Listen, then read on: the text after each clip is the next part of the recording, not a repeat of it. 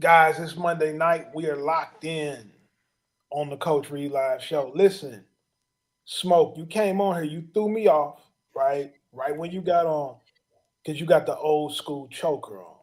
Choking him out. That's what it's choking. I'm different, Reed. You know that. I'm weird. It's all right. Hey, Smoke got the old school choker on, man. I'm like, what we trying to do? With the V-neck. With the V-neck. You got to be able to see it. You already know what time it is. Yeah, Hey, the man, y'all better V-neck. hide your chain. Hey, Debo coming. Take your chain in, man. So, guys, listen. NFL draft was this past week, right? So we got a lot to unpack because when you talk about the draft, but obviously we know what everybody wants to hear about is our comments on what happened with Shedeur in terms of his draft slide and whatnot, right? But first, I'm gonna start with you, Smoke. What's some of your takeaways from the draft before we get deep into it? Very rich draft class in terms of running backs. I thought that first trade with Jacksonville was tough. I got that. I didn't. Here's my hesitation on my guy Travis Reed. I've never seen him run it on the clock. Is he a 4.6 guy? Or is he a 4.5 guy? And the impact of a guy like that to a city, I understand the importance of it because they got to get some more people in those seats. And I think that's what he's going to bring. But then you go back and you look at the quarterback position. You go number one and you go all the way almost to the bottom just to get another quarterback. I thought the quarterback position was going to be a better position just because a lot of guys are staying in college with NIL and 7-on-7, but it looks like the quarterback position is getting worse. So my takeaway from it was not very talent heavy draft, but in terms of just good quality, mature football players, clean football players. You're not having guys coming out early that you knew, Kerry, that you would have problems with in your locker room. Yeah. You're having adults coming to play a man's game, and you're going to get the best out of them. And I thought that's what this draft really showed. Kerry, what's your draft takeaway? I enjoyed it, man. I thought the Giants. I was surprised with the Jacksonville Jaguars coming up and swapping picks with the Browns. I thought the Browns made a good pick when they did pick where they picked. I did like what the Giants do. I thought they got the best player available in the third pick in Abdul Carter and then jumped back in the draft. They know they needed a quarterback. Who you thought that quarterback should be. They went and got one. I think Jackson Dart is a really good football player. So, you know, I enjoyed the draft, man. I enjoyed the first round. I enjoyed the coverage. I enjoyed seeing some guys from here get drafted. I was shocked. I mean, shocked that the Chicago Bears took Luther Burden, man. Like I was wondering where he was going to go. I thought he was going to end up in Vegas. I thought that was a spot for him. But the Chicago Bears ended up with him because, I mean, they got some guys, man. I was shocked with them. They also took Loveland over Ty Warren. That was a surprise to me because I thought, to me, I watched Loveland, and he was all Michigan had. I told y'all, Michigan just learned that they could do the forward pass in 2025. They didn't know, somebody told them halfway through the season that you could actually throw the ball forward. And Loveland was he was the guy that they threw the ball to every time. Kerry, like he's dynamite, bro. He's a better athlete and a better route runner when you study him than a lot of people gave him credit for. Like people will say, "Oh, Michigan," but no, he's dynamic, bro. But I thought Chicago was gonna go with Ty Warner. I think he's an electric athlete, but him going to the Colts, maybe it's the number. The 44, he reminds me so much of Dallas Clark, man. Yeah. So I think that was a good pickup for them as well. You got what you needed. Everybody, for the most part, feels like they got what they needed. The Jets made a responsible pick with their first pick. So it was a lot of good picks, man. Hey, Reed, can I say one more thing that I didn't touch on? I apologize. Yep. And I'm glad you're on here, B. Clay. You're a Dirty Birds guy. They got fleeced. Oh, jumping back in. Yeah, they got fleeced. Well, how'd they get fleeced, Smoke? Talk to me. I believe they gave up too much to come back up to get that player that you could have got somebody else close to that. Now, if he's one of them that truly impacts the game, sure, but you're going to finish in the top 10, top 15 next year. You're giving up a top 10 draft pick for that. And I don't think that was worth it. What if Opinion. What if he gets 10 sacks?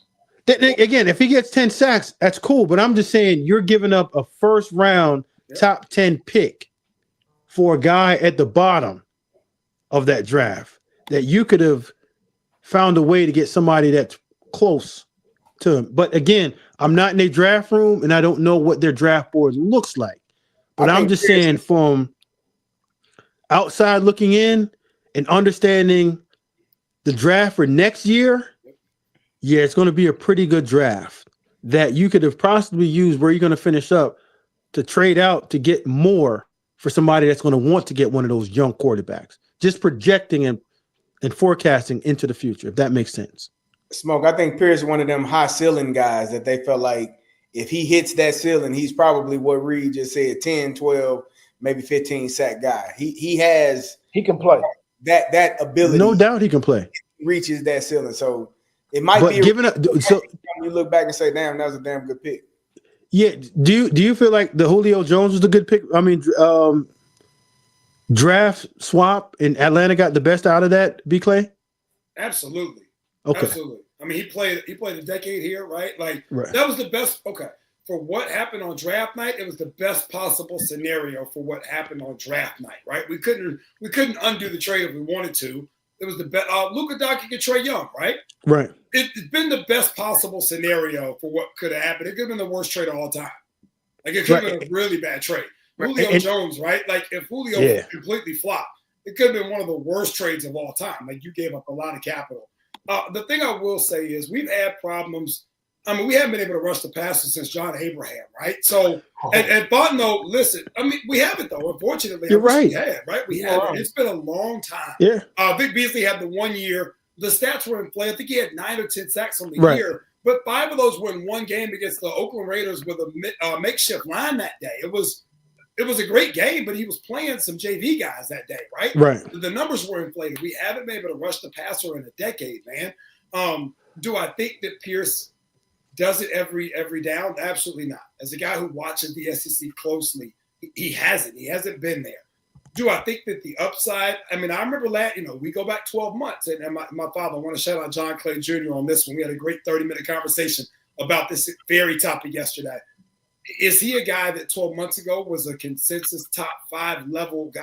Yeah, he was. Like that was a guy that, from a projection standpoint, top 5. So if you can't rush the passer, you're Terry Fontenot, and you probably get fired at the end of this year if you're 6 and whatever anyway, right? it's you out of here. We see it. We all. I mean, it is what it is. I'm not trying to get anybody fired. I don't even know Fontenot, but he's gone.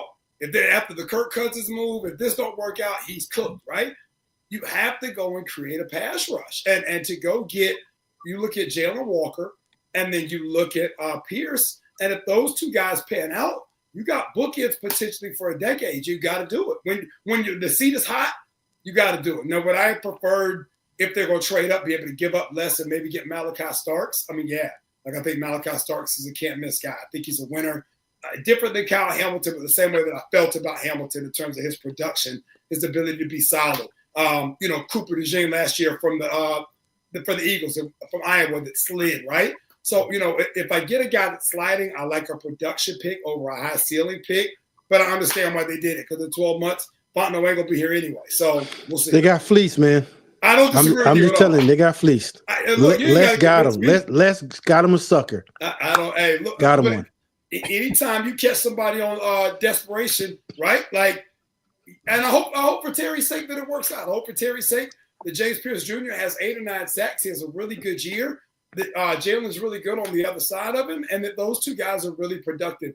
But he called a franchise that hadn't had a pass rusher in a decade, and whose GM is on the hot seat and took advantage. And I hate to say I respect it, but I do. I respect it. If you're Kansas City and you're always going to be picking in the low 20s, 30s, I think that's okay. But when you're in the Atlanta Falcons, I'm going to say you're going to be picking close to the top 10 for next year. Absolutely. You ain't that I don't good. love the law. I mean, again, I'm with you. I don't love the law. Y'all know me. I'm a statistical numbers guy. I don't like the averages here. I don't like the amount of times that the high ceiling picks pan out. It's much more rare than Malachi Starks panning out, right? I don't necessarily love what they did with the pick. I just understand it. Yeah, you don't make that move in the 20s. I might do the same thing if my job was on the line. I ain't got nothing to lose. I'll be gone anyway. Yeah, So, but you ain't doing that in the 20s. else, If it's top 10, what Jacksonville did, yeah, you go ahead and say this guy's going to help our franchise. But you don't make a trade like that, Reed, for a hope and a prayer. Yeah, right. That's what I'm saying. Go ahead. Two bookends. Michael Penix taking over at quarterback. I get what you're saying in theory. In theory, what you're saying makes complete sense. In reality, we haven't seen Pierce play at a high level consistently. First round draft picks, they have to be clean. I got to walk into my owner's office and say, we got 2 clean guys. It's not, his motor, his reps, like they're not when I'm giving up next year's draft pick to get this. If it was just you're swapping out seconds, flipping seconds and getting a third, yeah. But when you get into you're not going to have another pick next year and you need that, that's when I say you got fleece. Les got one, bro. Les got him. So from my standpoint, I thought that I always liked the draft. I think it's an opportunity, of course, in a cliche way for teams to improve. Most importantly, I love seeing the young men getting the opportunity to take their game to the next level. When you're talking about quarterback development, when you're talking about positional development at any of the positions, there's going to be a halt in development with as many transfers as we have now. Mm-hmm. Guys are playing in multiple systems. We got several of the guys getting drafted playing at 3 colleges. So whether you're talking about multiple colleges, and they old, or whether you're talking about multiple position coaches, coordinators, that is going to stunt development at some point because you can't grow up in the same system, especially in positions like the offensive line, right? Where you really have to get 5 guys playing the same way. Guys in the secondary, we talk about the quarterback position a lot, but there's something that it can be said about being coached extremely well and having some consistency in even the technical things of a position. You can be really being taught something different every year, and it can stunt the growth of your game a little bit. And by college being the NFL's developmental system, we're going to have some changes, and there are going to be some guys who you got to do a little more projecting on because you didn't get to see them grow into a system. So you don't even really know, are they better in an odd front, an even front, or whether they better at playing man, or whether they better at playing zone, because you're getting a hodgepodge of things in a lot of guys. Quarterback go from an RPO system to a pure West Coast system. A running back might be in a gap run scheme and a zone run scheme. Receivers might be in a Tennessee system where they don't even switch sides to where you have to move. You know what? I'm glad you said that because my wife and I were laughing, and my son, when he's like, Dad, why is he in 2 different jerseys or 2 different teams and they're showing their highlights? That's like the first time I paid attention to it. Like, hell yeah, his junior year he was here, but his senior year he was there. And there you had guys that had 3 schools. Mm-hmm. Like, and just talking to a couple of scouts, they were like, one of the hardest things to find was like background info on guys. So you know how it is, Kerry. You go into school, you have a school call. He's been there for 3 years. How was he from his freshman year to his sophomore year, junior? How has he developed? Like, the pro liaison can sit down and give you a historical report on that prospect. Now you got to go to 3 different places and you might get 3 different answers. And you don't know what to believe. Right. I mean, I talked to guys this weekend in the pros that one college coach says he hates the kid, and then 2 coaches that coached him say they like him a lot and he worked hard. A lot of it is maybe the guy that hates him had him when he was younger. The guys that like him when he's older, or he went into a situation where he can play more. So the more you play always, increases your likability, which you less. And then sometimes personalities just don't mesh well. Don't click.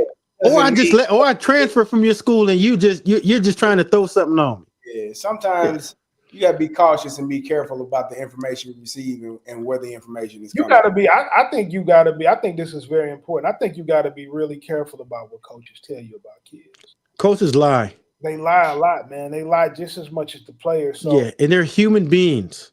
Right. I'm gonna Like it, I'm gonna always watch the tape, Smoke. And if the kid is good enough, I just believe in my ability to be able to communicate effectively with the player. and here's the thing. I agree with what you're saying, but there comes a level of trust that you have to have with your scouts. Mhm. And when you're investing millions into a prospect, background information is very critical. Now, when you're talking about rounds 4, 5, and 6, 7, like, all right, height, weight, speed, he has some character stuff. We can get rid of him. But when you're talking about first round, true investment, franchise guy, like these are the guys you're having press conferences with, Mhm. that you're saying this is who we're rolling out.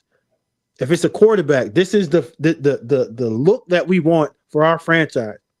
Like you have to be able to do your background information. And you saw a lot of guys slide in the draft just because there were some character issues, work issues. You cut on the film, they're not playing as fast as that 40 time. There's times that they're not getting the ball, they're not running as fast. Right? You go into the school, why is this guy wearing different cleats than everybody else? Because he's just an individual. Through his recruitment process, how was he? And then you're like, you know what? We just dealt with his crap, but the NFL don't have to deal with it.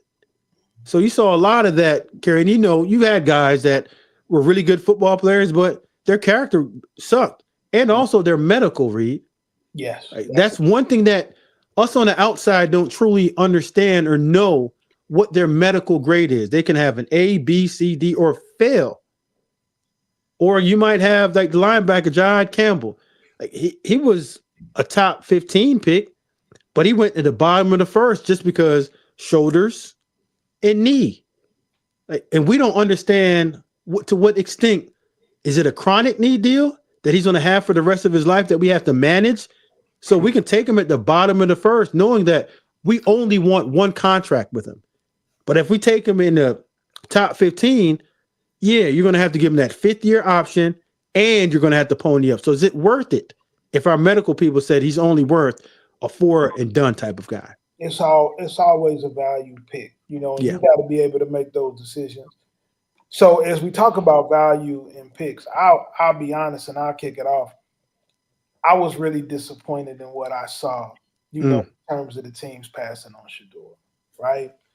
And everybody knows, what my relationship is with Prime, and so it does get personal for me at times when I'm dealing with situations like this. But I will say this: it's a couple of things here because you read all of these reports and you see the people making different comments.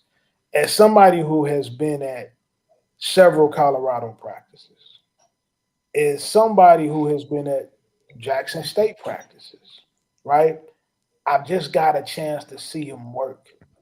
In his work ethic, that can't be debated in my eyes. In terms of the way he handles meetings, the way he leads the team at practice, the way that he works, the way he works after practice, and the way he pays attention to his individual development. That's the first thing, right? The second thing is, and young men have to pay attention to this, regardless of what color you are. I'm not going to even make it about that, but you got to pay attention to this. People will try to separate you from your father's teachings if they don't like his personality and they don't like what he's teaching you. So what they will do is they will start attacking your father. So to try to get you not to listen to him and to go against him. And I would just advise any young person in the situation, when your father has proven that he's a leader at what he does, when he's proven that he's had clear direction and has got you a certain point, don't let anybody make you go against your family because in the end, that's going to be the only people you had to depend on when this is all said and done, right? So you cannot like his his confidence or his bravado, whatever you call it, but in terms of his work ethic and what he's done in terms of the way he's worked, I don't think many people saw him more than I saw him. And his work ethic can't be called into question in any way. So, man, it was tough to watch. And I can say this. I mean, Smoke, I don't know what your draft story was, but I sat there for 2 days waiting, and I wasn't projected to be a first round pick or the first player potentially at my position, or second or third player at my position. But I know how difficult that is to have expectations and then not those expectations not be met. And for it not to be something, let's keep it on the field, right? Let's just before we do anything else, let's just talk about on the field. If you're telling me that Shadeur Sanders is not 2 or 3 top quarterbacks in the NFL draft this season, I would probably look at you a little bit strange, right? Because we saw the ability, we saw him play well, we saw him. I told y'all during the season, there are things that you cannot teach a football player. One of them being hit in the mouth and getting up and going and doing it again. And I saw this young man get smoked plenty of times.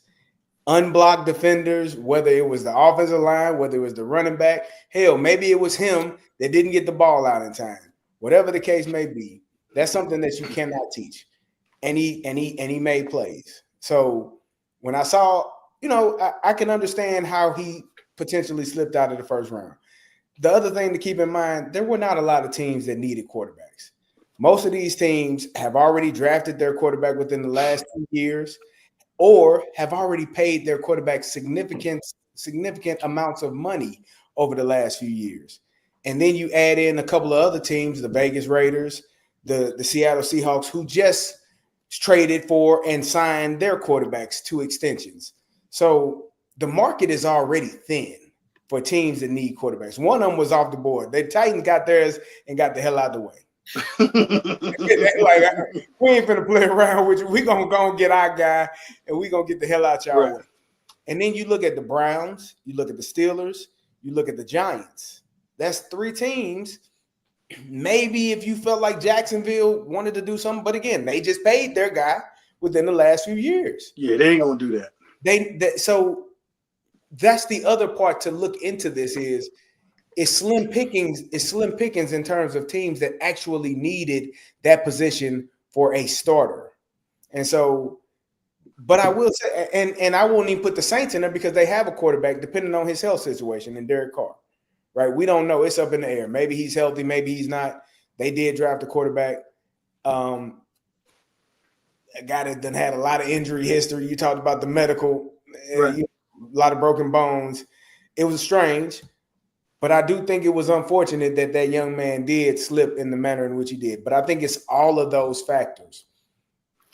Not a lot of teams needing a quarterback. Yeah, pull that back. That led to him not being able to be drafted in the first or second round. Yeah, like we have to be real careful about what we perceive as who's better. Every team has their own draft board. Correct. Right. So Dayball and the Giants or whoever might have had Dart and Shedeur close towards the end of the season in terms of ability. Now we've heard reports about going into the interview and not being prepared. Mm-hmm. And the way that the interview works with quarterbacks is the team will send you an install, maybe 2 or 3 plays. And then you come up the next day whenever you have either private workout or when you do your formal interview and you come back and you guys talk ball. What we've heard is he wasn't prepared. What that means is maybe he didn't study it and he didn't know it, right? Some people look at it saying, oh, wow, why wasn't he prepared for it? You've heard rumors of him picking up phones and during interviews. I wasn't there for any of that. But if that's a part of it and none of us are a part of it, right? Now you can say it's cap or not, but I don't know if there's a reason for someone to say that. If that had zero truth. I got a call. Cap picking up a phone in a meeting. Yeah, and again, I again that might be part of it, but the Deion preparation. Sons is too like they Reed, too. I'm just putting the info that was out there. I'm not saying that he did, but I'm just saying if you are already borderline with another player, right, and they don't deem you a franchise guy, and you come in and you start doing things to make them not feel comfortable around you in terms of your preparation at the quarterback position, I can see it. If I So, don't believe that I'm drafting a let me say this quarterback to though. be my starter, hold on, and my starter in the first or second or third round, yeah, I don't want my backup to have more attention than my starters. And you know how that is in the locker room. And some So teams feel like they don't have enough leadership to take that on. you Right, said wrong, something indifferent. about I think it's people. wrong, but that's how they played it. You said something about people feeling comfortable. Yes. Let's be honest. Some people not comfortable with some people. Right? Agreed, 1,000%. You being yourself, whatever that is, whoever that is, that might make people uncomfortable. Now, Agreed. I'm not of the mindset that you should water yourself down or dim your light in order to make other people feel comfortable in any situation. So Yeah. if that's And I think that's a that's what it difference. requires, Right. then that's probably not the place that you should be anyways. Correct. But I think that's the difference in understanding like who you are, who you can afford to be. If I am that guy, the number one pick, I can go in and I can do whatever I want because I'm that talented. If I'm a fringe guy, I have to go in and I have to do everything right to make sure that I get the proper eval and I put myself in the best case scenario in order to get to where I want to get to. You know, here's my thing with coaches sometimes, though, guys. And you guys know I was a coach. I represent coaches now. And this is something I always tell my own clients, my friends, and the guys that coached under me. What should make you uncomfortable is all the losing that you be doing, right? That's what should really have you uncomfortable, right? All that losing that's going on. And too many times coaches lose because they get into personality conflicts with people, Yeah. right? I don't like the way this guy dresses. I don't like the way he looks. I don't like the side of town he's from, the way he talks, the way he walks. But we haven't said anything about the football player, Mhm. right? We're talking about all these other factors. And the last thing that I know about football is that I want actual good players on my team. And the guys that consistently win at every level find a way to get over personality conflicts, differences of opinion, different viewpoints, and they win. So all of these guys who get in, I don't like this guy. You know, he doesn't love to play ball. He doesn't, love to do this. All those guys get fired. We won't be talking about these guys in a couple of years, right? We won't be Yeah. talking about. They won't be here to coach because they get into this. And you guys know that I'm telling the truth. The guys who win, they go get the best players. They find a way to meet them where they are. They find a way to build and develop a relationship. Right. But all of the one of the craziest things I hear people say, I made a post about it earlier today is, well, he doesn't love to play football. I know all kind of guys that love to play football that I don't want on my team. And you want to know why I don't want them on my team? Because they can't play. Good players. Yeah. There are other guys that play really well, but they don't love to play like that. Yeah, I don't know. I don't know if I would ever question Shedeur's love for the game. That's not something that I I'm would not do. even, and when I just said that, I wasn't talking specifically about Shedeur. I'm talking about the way guys evaluate the game, period. Anytime a guy comes into my office and says, or calls me about a kid, and they say, Coach, does he love to play football? I know they're going to lose. Because that's the wrong question. All right, so Reed, what you're saying is true, but we all have to understand the position that we're talking about makes a lot of sense and a lot of intangibles that you want from that position because that's the true leader of your football team, right? And you and I both know coaches always ask players to be in uncomfortable situations, but make it comfortable. But rarely are coaches going to put themselves in that situation and make themselves comfortable, because that's just not what most coaches do. But Kerry, Reed, B. Clay, we all know that most leagues have a logo. NBA has a logo, baseball has a logo, hockey has a logo. The NFL has a shield. And they will do everything at all costs to protect that damn shield. And if that's not allowing a certain type of player to rep an organization or rep the shield, they're going to do everything possible to make sure that don't happen. Listen, Reed, we can all have some of the worst people in the world. I agree with you. But when they deem that they don't want, you see what happens. So, Kaepernick felt victim to it as well too. Not the same. They felt deemed like they didn't want. You said it's not the same. A part of it. It is the same.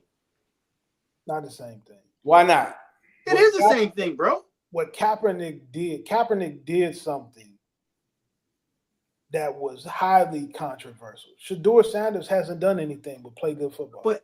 But that's how they feel toward that. How you know that's how they feel? Because they showed you. They showed. I don't want no part of this until the fifth round. This guy's which better. Goes back to what Coach Prime said in his original statement. Every team is not serious about winning. So we can say that some guys aren't serious about winning. And Reed, what I'm saying is, it's good to say that in the barbershop, but when you have the franchise player in that particular team might be taking, you can't say that. You have to give your son the best opportunity just to get in. And when he gets in, establish himself and do whatever he has to do. So, Smoke, go ahead, talk to me. I would say, y'all know y'all see it right behind me. Cat wasn't washed, my man. Cat was one of the 32. There was a team in Pittsburgh that could use a quarterback, and they eventually got one in the 6th round. Mason Rudolph has been there. We've been there, done that. We saw him last year with Tennessee. They are not a team that Skylar Thompson had his time in Miami. He you're looking at a team that in my opinion, and maybe they're waiting on Aaron Rodgers. That's kind of the mindset. Hoping and waiting is not a good course for action. Even if you get Aaron Rodgers, you're gonna be back at this again in a year or two. So I feel like there was, I don't know what it was. I don't know what it was, but I feel like there was something that they said, we're not taking him. Period. That was universal. And so, but that don't mean that they were right. They all could be dumbasses. Yeah. Like they all could be just a group full of dumbasses. And for me, I love the Pittsburgh Steelers. I wish they would have taken Shedeur. Shedeur went to their division rival, and he's in a room with 4 other guys, one with a torn Achilles, one that is about to be 40, one that was a first-round draft pick on his 3rd team, and one that was drafted ahead of him that he's better than. And so, yeah, you guys know that you don't take quarterbacks in the 5th or 4th round if you deem them they're going to start. You get those guys. You take those guys. I disagree with that. Okay. I know you're going to disagree because let me finish. Go ahead. Let me finish. Listen. You're in a situation, in my opinion. Mm-hmm. Again, I don't know why. I don't know why you would take a Dylan Gabriel and then circle back, trade up, and go get Shadeur Sanders. Why would you? Why would you? It's also the Cleveland Browns. So they got like 40 quarterbacks since 2000, and they got new regime, bro. No. It's still the Cleveland Browns, bro. They are called the mistake by the lake. Don't make no mistake about it. It is what it is. It is nothing personal. It's just business. Oh, it is personal. They are who they are. Pittsburgh Steelers. You guys. But listen to what. Let me finish. They are who they are. They went and did that. They got 4 quarterbacks, and again, in my opinion, I go back to RG3 and Kirk Cousins. Why would you take a quarterback in the first round and take Kirk Cousins in the fourth? Because they wanted Kirk, not RG. The coaches wanted Kirk. The ownership wanted RG. And so, but you took two quarterbacks. And we've seen that Kirk Cousins has had a much better career. RG3 got injured. There were a lot of injuries and things like that. Kirk Cousins has been around for a number. Can I say something real quick? You don't take quarterbacks in the 4th or 5th round to compete for a starting quarterback job in the NFL. Just hear me out. We haven't seen a 4th or 5th round quarterback beat out a quarterback that was already the starter if it wasn't for injury. Let's start all just let me just go through it real quick and just stay with me, please. Let's go all the way back to 199, Tom Brady. How did Tom Brady eventually become the starter in New England? Mo Lewis. Bledsoe got hurt. Yeah. Mo Lewis. We smoked him. Okay, good. How did Kirk Cousins beat out RG3? He didn't. RG3 got hurt. Injury, right? Dak Prescott and Tony Romo. How did that happen? Romo got injured. Catastrophic injury. So you aren't taking. What about Russell Wilson and Matt Flynn? Because Matt Flynn got paid. Matt Flynn got paid in that offseason. 3rd round, buddy. No, 3rd, 4th, 5th. You didn't see 3rd round. No. It's a big difference, buddy. Guys, hold on a second, guys. Hold on a second. I'm gonna touch on this comment. Go ahead. I generally like this show, but I cannot believe that 100% of this panel is not in agreement that this has nothing to do with football talent. It's plain as day that there was collusion. Brandon, what's your response to that, B? I agree with him completely. It was collusion. I don't hear nothing else. Hey, not only was it collusion, but Goodell called in the Browns. Hey, the same way Les got the Falcons, Goodell got the Browns. Think about this now. If you're the Cleveland Browns, the mistake by the lake, I never heard that, but that's hilarious for the record. By the lake. That's hilarious. Now, if you're the Browns, on your ledger, your quarterback ledger in the past decade, Baker Mayfield, Johnny Manziel, and now Shedeur Sanders. So the question becomes, in the words of the infamous street poet, Sean Carter, is it Uchi Wally Wally or is it one Mike? Is it Manziel or is it Baker Mayfield who's become a really good quarterback in the NFL? Let's hope for Shedeur Sanders' sake. And I personally believe, Reed, you and I had this conversation. I thought when he got to day 3, Reed and I talked before the draft started on day 3, I thought it was egregious. Not only did he not been selected, I was not as mad as Mel Kiper. I wasn't that mad. I was pretty mad. Shout out to Mel. Hey, listen, hey, if we had Mel in the corner instead of smoking, it'd been 100%. Would have been good. Sorry, Smoke. But all jokes aside, can Shedeur Sanders become what Baker Mayfield has become? I don't think it's super far-fetched. He's not going to get the opportunity to. Smoke. This is why I disagree with you. Hold on, let me finish. We went all season long. All 4 of us watch football. Y'all 3 are way more well-versed than I am. I'm a casual observer. Hey, mainly of the SEC, Kerry. Casual observer. 79. But I got to watch Shedeur Sanders in person. There was crisp air outside. It was cold, but not too cold. Thanks to Carl Reed for the assist. And I thought, man, this guy's pretty good at this position. He had a command. He had good receivers. He threw his guys open. Those guys made play. There was nothing about that night as someone who watches good quarterback play. Young Nico from Tennessee. Okay, got room to grow. He's not ready yet. Got to see him live. This guy's good. Remember, I came back to you guys, talked about Jackson Dart from Ole Miss. I mean, I love it. He can go. He's good. Shedeur Sanders was good. I don't understand, without collusion, how he gets to round 5. That's all. At worst, round 2, 3. The fact that he ended up going behind Tyler from Louisville is just a greed. Tyler's a whole contract older than Shedeur. Are we kidding? With 2 broken collarbones and a broken fibula. Hey, but speaking to the medical, and this is why I like Smoke, though. Like, this is good stuff, actually. All joke again. No jokes. I'm just rapping for it.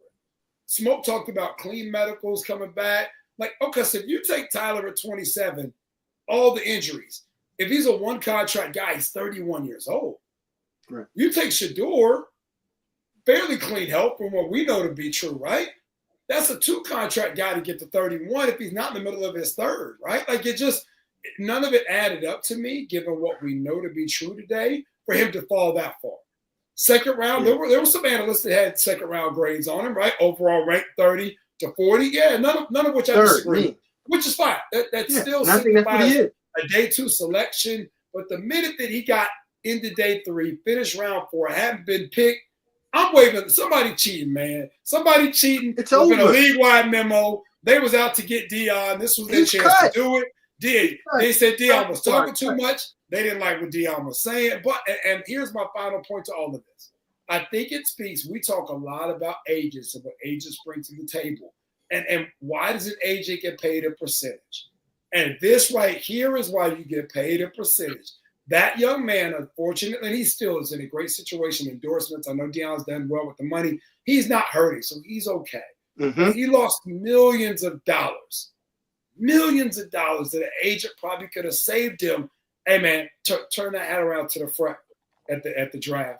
When you're speaking, hey, go ahead and tuck them 2 chains in. You can wear them. Tuck them in. Don't leave that hat tilted to the side. Go ahead and turn that hat to the front. If you wear a hat at all. If you wear a hat, fine, keep it tucked. Take that hat off and go get a lineup. Go get it lined up before you get on and say these company lines. Yeah. And keep I'm here to work. I'm okay with that. I'm gonna say this. So, Kerry, but 1 second, Reed. Do you understand like what I just said to you? Like that we, in terms of which part, 5th and 6th round draft pick quarterbacks don't truly. Even Brock Purdy, Mr. Irrelevant, you know how he got his opportunity, right? Injury. So something has to, like, yeah. But here's the thing. If Trey Lance doesn't get hurt, Trey Lance's ability is not that of Brock Purdy. I agree with you. I think everyone in the building knew that. Here's what good organizations do. They don't care where you are drafted at. You're telling me right now that Dylan Gabriel is a better quarterback than Shedeur Sanders? I'm not telling you. I'm not saying I'm asking you. Is he a better quarterback? I don't believe yes or no. Let me finish. Yes or no. I said I don't believe that. Yes or no? No. Okay. So if you're a good organization and you, for whatever reason, decided to draft Dylan Gabriel, in that quarterback room, we're not talking about Drew Bledsoe. We're not talking about, who else did you say? Whoever else. I just ran through every single Kirk Cousins, a name in that room. Brock Purdy. You said Tony Romo. We're not talking about Tony Romo. We're not talking about Drew Bledsoe. Other than it's one name in that room that you could say, and that's Deshaun Watson. He's got a torn Achilles. So you're telling me right now that Joe Flacco, Kenny Pickett, who is on his 3rd team as a 1st-round quarterback, Dylan Gabriel, and all of those guys should beat out Shadeur Sanders? The man almost went undrafted. And let me say this. That doesn't matter. This comment just came in, and this is exactly what I was gonna say. Right? Shadeur Sanders will be starting before the season ends. He should be. I'm a stand up. Hey, Reed, will you throw that comment back up? It was 2 comments ago, man, talking about Jackson Dart wearing his hat the same way. Will you throw that back up?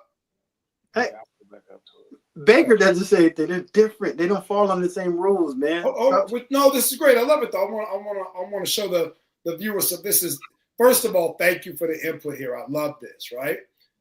I shouted John Clay Jr. out a little earlier. I'm going to go back to him again. 2 shots in 1 show. That's how I know it's football time. We're talking about my guy, John Clay.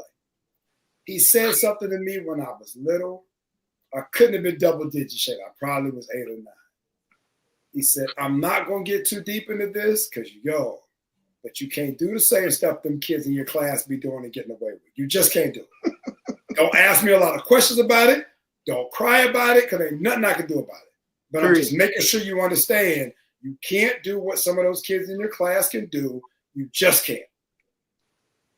And he put his hands up and he walked off. I got in trouble at school. Another kid had started it who didn't look like me. I came home and I was whining, crying, and complaining. And he basically told me to shut up. And the next way a grown adult could be like, yo, shut up, man. He basically was like, shut up. And my dad taught me the same thing, B. Clay. It's I don't their love it. rules. I don't agree with it. It's our rules. You better live by our rules because their rules will get you killed. And again, at the end of the day, I'm not saying that Shedeur's talent level is not better than being able to start in Cleveland. I'm just telling you that you just sat and watched 2.5 days of one of the better players not even get touched. And every organization got a sucker except one then, Kerry, because even the great Pittsburgh Steelers said, no mas. And again, for whatever reason, I don't know the reason. I don't. Bro, so what I'm asking you is, when you watch the film, as much as you say he's going to get an opportunity to play, he wasn't even going to get an opportunity to get selected. But he did, Smoke. He did get selected. Let me tell you the why. People, again, it's mind-boggling to me. Why you just want to third round and double back and draft him in the 5th? They're telling you exactly what they're going to do, I bro. told you why. It's the Cleveland Browns. The mistake by the left. They don't know what they're doing. Every team in the NFL, they said what they're going to do, and they did it. But they're the one team that did. They went back. Why? Just to appease you, man. Everybody knows it's going to happen. So they could have drafted him in the 7th round, or they could have brought him in as a free agent. They ain't have to appease me. They weren't going to touch him. Did you see Andrew Berry's face when they drafted him? Yeah. Did you see it? Did The blank stare was crazy. Like, man, Shedeur, like. But this is the thing you got to look at, guys. To me, it's always real simple. People in positions of authority, whether it's football, corporate America, any kind of business, they always want you to submit. They want you to submit. And if you won't submit, if you won't say uncle, if you won't wear a bow tie, if you won't do the things the way they want you to do, they're gonna try to make an example out of it. Not try. And although Brandon Clay, your father told you you can't do what they do, Smoke, your daddy told you, Kerry, I'm sure your father said that to you. And my father told me the exact same thing. But I don't tell my sons that. My sons can do whatever they want to do, right? And they don't got to bow down to nobody. They don't got to kiss nobody ring. They don't have to do none of that, right? And so in that case, though, there will be people who push back on that. There will be people that makes uncomfortable. And in those situations, you don't always have to deal with those people. But I will tell you this. I know what the analytics say because I study the analytics like you. I know what the pastor said, but I'm going to tell you what. I'm going to bet on the man. Shadeur Sanders. You know what, Reed? You and everybody else can bet on him. I'm not saying you should not. Hey, all I'm saying Sanders is going to start. If you study analytics will tell you there's never been a quarterback taken the 4th or later to go in without an injury and beat out a quarterback that was taken in front of him. I haven't seen it. Smoke, we have a viewer, but you are really pissing this lady off. You are really, and I want you to have a conversation with her. It's all funny. Just listen. You said bow down, kiss rings. I just know that if I'm playing badminton, lacrosse, and if I'm playing football and I go across town, I'm going to find out how they're playing, and I'm going to play that way. If I go across the other town, I'm going to find out how they're playing, I'm going to play that way. I play within the rules. And once I start playing within the rules, I start taking advantage of the rules that I can take advantage of. If that makes any sense. Like, we all can say that, I'm not bowing down. There's nothing about bowing down. It's understanding what kind of game is being played and play the game to win. And Smoke, in position, it's okay that you do. It's okay that you let me finish, B. Let me get it off because everybody wants to say I'm laughing. I'm laughing because I understand it. The NFL has shown you over and time again. This is the only league that has a shield. It ain't a logo. The shield is bigger than everybody within that. And if you don't want to comply, they really tell you what's going to happen. Ask AB, ask Cap, ask TO, ask everybody that did not want to comply within the rules. I ain't saying kiss nobody's tail. But those are the rules that set up. So You if mean you don't T.O. want to that's play in the it, Hall of Fame? huh? You mean T.O. that made it to the Hall of Fame? Do you know what T.O. had to do and know what they were telling T.O. he had to do to get into the Hall of Fame? That he had to write a written apology just to get in there? Bro, I'm telling you, there's rules and there's our rules.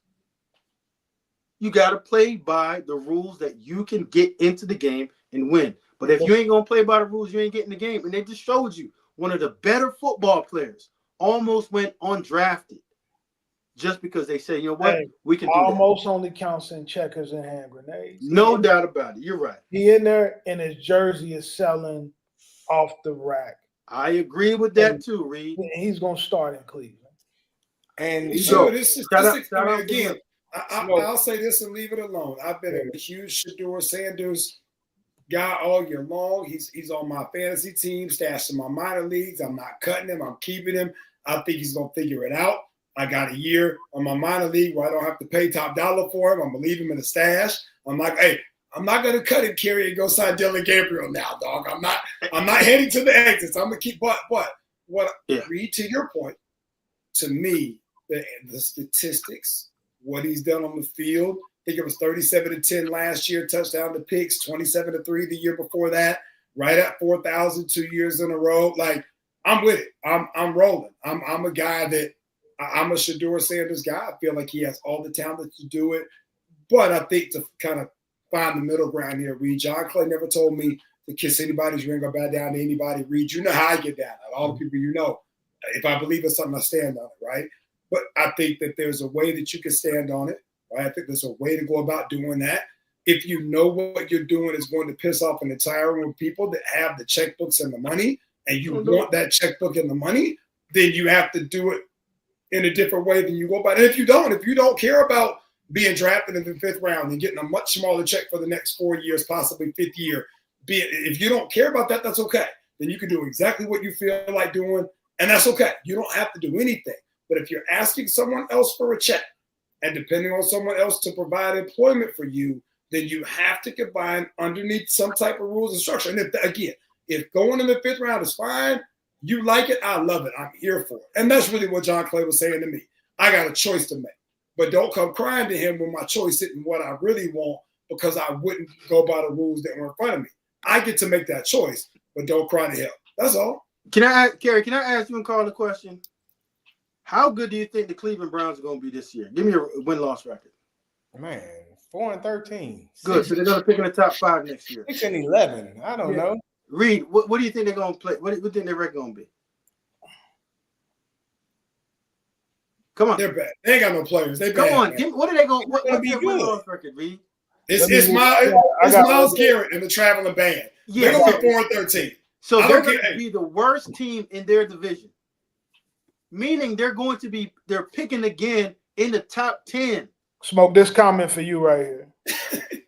Listen, that's fine. They're going to be picking in the top 10 again, right? So they got Dylan Gabriel. I'm just telling you, just playing it out. I might have been in some type of room with one of those before. They're taking Dylan Gabriel, okay, as a place setter for right now. Because if they thought that he was the franchise guy, they would have took him in the 2nd or 1st round. He's just a guy right now. They have Flacco in there for this year. The guy Shedeur, I don't think, bro. There's a good chance that he'll be on P squad or don't make it. And when you take a guy in the 5th round or 6th, you can cut him and have zero problems. Everybody's going to understand he's the 5th round. I don't disagree with that at all. Just let me finish, bro. I'm not saying you should disagree. You should. You don't agree with me, it's okay. I said I don't disagree with you. I agree with you, brother. You're right. You hostile, ain't you? Yeah, I'm pissed off. We're beating them up in the comments today. So either way, when you look at it, they're setting the table for the 26 class of quarterbacks that are going to be reasonably better than this year's class. So they don't have their answer right now as a franchise quarterback. So irregardless of what we all think, big picture-wise, and I'm going to walk away with this again, there's a minimal chance that he has a starting career with the Cleveland Browns as the franchise quarterback. Minimal. Not saying the minimal. I got this, Reed. Let me say this. Shedeur went round 5. Myles Garrett's contract is a guarantee 123.5. Browns win 5, and I'm out, nigga. And they're picking in the top 10, in the top 5. And they're going to get a quarterback. If they start Shedeur, they win 8 games. Fair enough. I don't know. Are you willing to take that bet? They ain't got no offense. I want that bet so bad, Reed. Yeah, they I can't do it. You understand the division that they're playing in? I don't even know what their crossover is this year. I'm going to ride with who I walked with. Man, they mess around and have a crossover with the NFC North, Kerry. Who are they playing this year? I don't know. I don't know what their crossover is. Yeah. I mean, they're playing the last place. I love Shedeur as much as the next person, but listen, he's not throwing to Travis and Wester and Shepard. This ain't. You know what? He might be throwing to Wester and Shepard. That's the problem. He's throwing to Wester and Shepard in Cleveland instead of Colorado. Hey, Reed, he only won 8 games in college playing the Big 12. Man, you think you don't come to NFL and get 12? You tripping? I said, knock it off. Nasty work. Listen, bro. You tripping? I get it. Ride with him, but be realistic. If he starts, that's awesome. If he starts to get 8 wins, Reed, he's gonna have more wins in the NFL than he did in college, bro. I want to take some of the heat off of you, Smoke, because they beat you up. I could care less. And nobody wants to hear the truth. I know you don't care. All right, but I'm gonna switch the heat off of you a little bit. Kerry Davis, I want you to answer this question for me. Why does the SEC continue to produce more NFL players than the Big Ten? Can you finally admit that it just means more? Yeah, you know what I think? I think the SEC does a great job of having talent. It helps. It does help that some of those schools, those Southern schools, you know, when they're in high school, they get to have spring ball. You know, it's cold in Michigan and Ohio in January and February. So I think the development part of that helps. I also think that some of them boys be gassed by the time they get to their second or third year in the league because they've been playing football 45 games since they was 10 years old. So, you know, you pick and choose, man. You showed me the list of Hall of Famers from the Big Ten and from the SEC, and we can do the numbers and see how closely they are matched. You know, all pro selections, guys that are. Stay away from that Hall of Fame conversation. That Hall of Fame is kind of watered down, bro. Yeah, well, no. Hall of Fame still Hall of Fame. It's still the elite of the elite. You think Tim McDonald? Would you take Tim McDonald or John Lynch? Would I take Tim McDonald or John Lynch? Yeah, I like John Lynch. I just said, which one would you take? I'm going John Lynch. So you think John Lynch is a Hall of Fame safety? I think John Lynch had a hell of a football career. Yes, John Lynch was nice, huh? I'm a Falcons fan though. Unfortunately, I was on the wrong side of too many good John Lynch plays. I can't even kill him. I ain't gonna hold you. Kerry, I might not be the right person to be on that conversation. Is the SEC the premier conference? For guys who you ask, man. Depends on who you ask. If you ask, who you asking you? I'm asking you. No. I'm with you. I'm with you, Kerry. I think the Big Ten is the best. I think the Big Ten is the best conference when you talk about teams. Reed, you have to be honest. And I think the collective of players of having very good talent. Yeah, does what they do when they get to the league. It's outstanding. Who does? The SEC. I said okay, they do. I thought you did. Big Ten got better teams. SEC got better players. I mean, you know, for the moment. Kerry, no. I think the last 10 years, I think the SEC's had more players than the Big Ten. Say that again. I'm sorry. I think the last 10 years, I think the SEC's had more players drafted than the Big Ten. Congratulations, man. That's good for them. Proud of them. Ain't y'all? I'm happy for that. I'm glad to hear it, man. That's awesome. Good. Amazing, man. Proud of them, man. Hey, Reed, I think that I think this is a teachable moment for all our young people out there and forget the name. Forget the last name, forget the first name.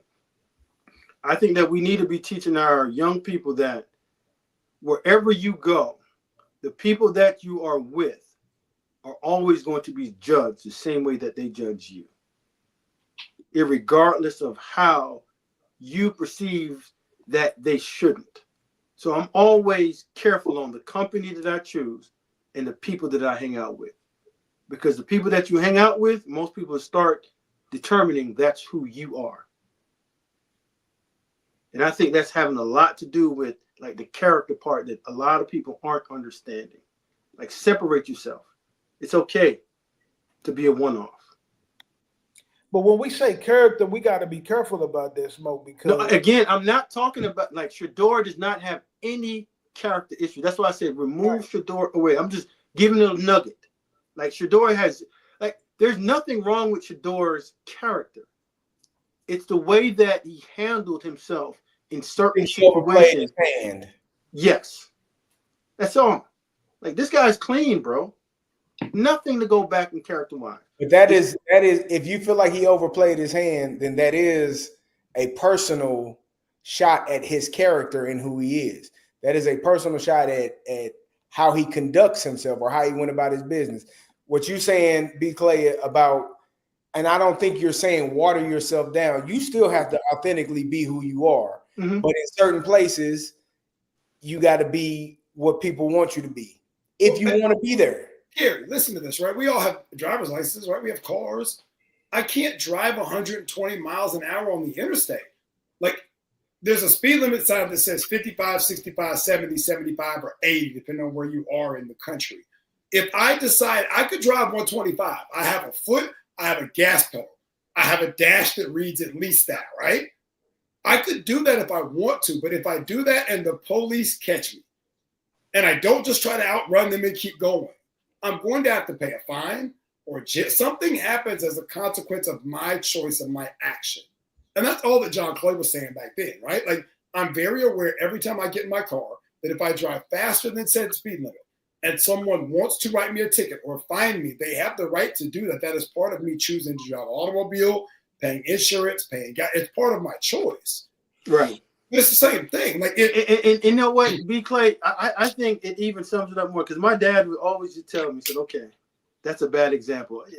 Listen, I'll give you a better one. I got you. My dad would always tell me, it's okay if you go 10 or 9 miles over the speed limit when you're on the interstate or the highway, right? They might let you go because you're going with the flow of traffic. But if you go 10 miles over the speed limit in a school zone, your ass is going to get a fat ass ticket. So just understand the dangers of kids and understand the dangers of ongoing and flowing traffic. That's all. Play the game in the area that you're with and understand the dangers that you're around that can truly affect you. Right? That's all. We don't have to be tough guys, and I get it. We all want it to be even, but it's not. It's never going to be. It's never going to be. Accept it, play those games, understand how to play it and how to win. That's all I said. Completely egregious. My man should not have slipped to the 5th round. Hell no.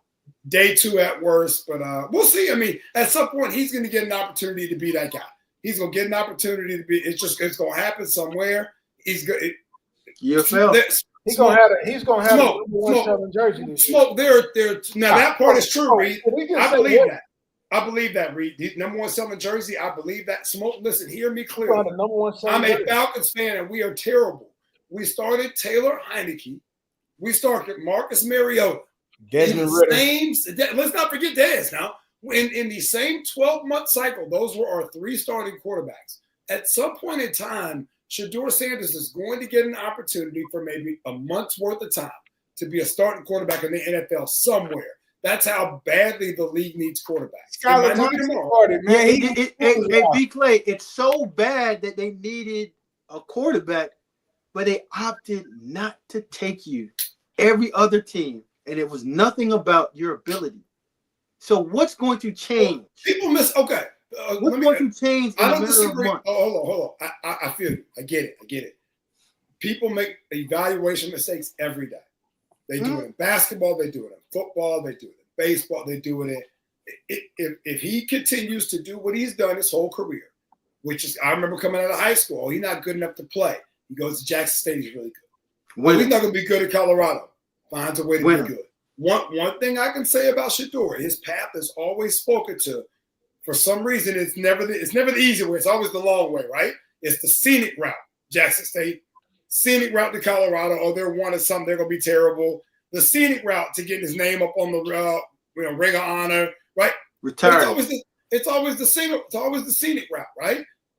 Some people, it's just there's one caveat that from Jackson State, from Colorado. What's the one caveat? Oh yeah, he had a chance to play right away because his father, and he got to work. Respect it now, but right. I'm not saying he played because of his father. I'm just saying he was given a fair opportunity, and his skill set showed that he should have been that guy.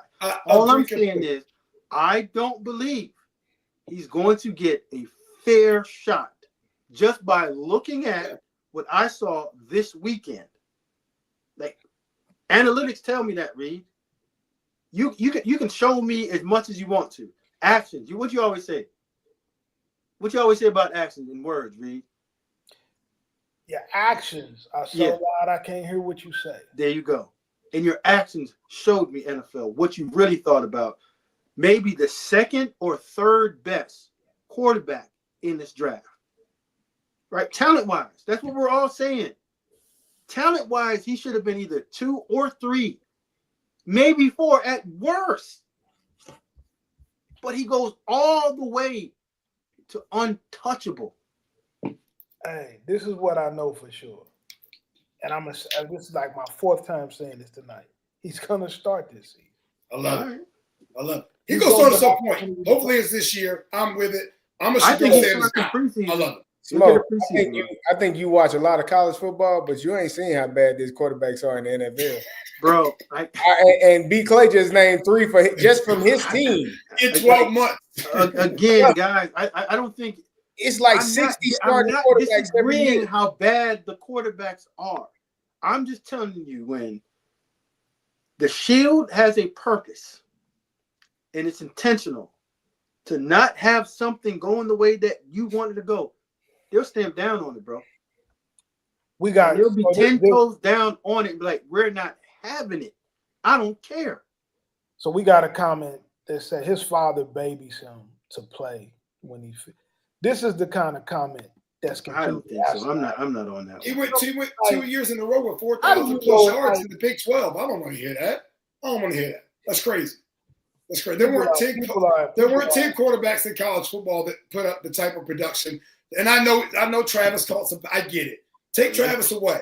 Let's go Will Shepherd, Western, those guys. And he still was 3,000 yards. Travis only caught 1,000 yards worth of the passes, man. He still threw for 3,000 yards and 25 touchdowns and 2 interceptions when he went through. I've seen coaches. I've seen quality coaches, incredible coaches go 10-6 and get walked out the building. Sometimes it don't matter. When it's time to go, bro. Well, this is what I'm gonna say. I'm gonna end it on this note. Coaches,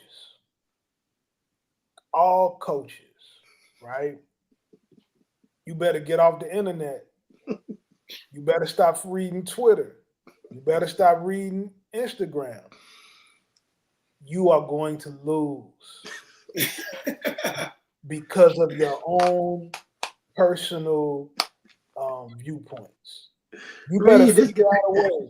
You better figure out a way to put the best players on the field, because if you only play the guys that you like, you're gonna get your ass kicked. It's the brand, man. It's the Shield, bro. Your ass kicked. Guys, we out of here, man. I'm tired. Hey, listen. Kerry, you know about that Shield. The Shield is undefeated. It's 5-0. If I'm a coach, that Shield gonna pay me when I get fired. It's not. Trying to win, baby. I'm not getting fired for none of y'all. I'm not losing for none of y'all. Man, Kerry, how many times have you seen the Shield lose? The Shield ain't gonna lose. We out, y'all. We'll see y'all next Monday.